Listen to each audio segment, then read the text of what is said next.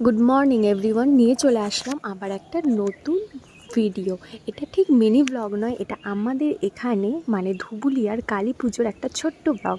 ধুবুলিয়ার বিনয় সঙ্গের মাঠে বেশ বড় করে মেলা বসে, প্যান্ডেলও ভালো হয়। আর কত বড় এখানে মেলা বসেছে দেখেছো, চারপাশে লোকজনে ভর্তি। মানে পুজোর 5টা দিন এখানে যে কী পরিমাণ ভিড় হয় ভাবার বাইরে।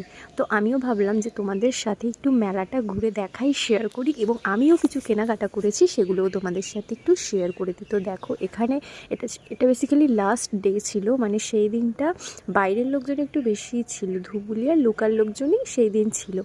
মানে তারা বেসিক্যালি সেই দিন কেনাকাটা করতে যায় মেলায়। প্রচুর জিনিস কিনেছে, এই যে দেখো এতগুলো কাপ কিনছি, আরও কিনবো।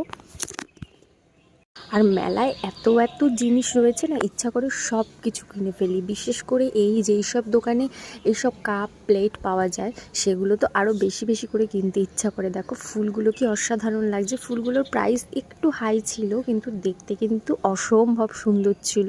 আমার যেদিন ভালো বাড়ি হবে আমি সেদিন এই ফুলগুলো নিয়ে সব সাজিয়ে সাজিয়ে রেখে দেবো, এটাই আমি বারবার ভাবছিলাম।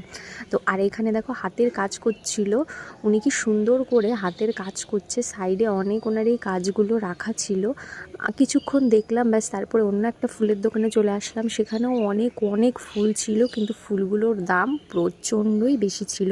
তারপর চলে আসলাম জুয়েলারির দোকানে। এখানে প্রচুর জুয়েলারি ছিল, অনেক ধরনের জুয়েলারি ছিল। এছাড়াও বাচ্চাদের খেলনার দোকান ছিল, আর এই রাইডসগুলো তারপরে একটু দেখতে চলে গেছিলাম। কিছুক্ষণ দাঁড়িয়ে এই রাইডসগুলো দেখার পর চলে গেছি বিরিয়ানি আনতে। রাতের ডিনারের জন্য একবারে বিরিয়ানি নিয়ে নিয়েছি, যেহেতু মেলায় ঘুরতে ঘুরতে আমাদের অনেক রাত হয়ে গেছিলো। তো সেই কারণের জন্য ভাবলাম বিরিয়ানি দিয়ে ডিনারটা কমপ্লিট করে নেওয়া যাক। ব্যাস তারপর চলে গেলাম বাড়ি। আর মেলা দিয়ে কী কী কিনলাম আনছে নেক্সট ভিডিওতে।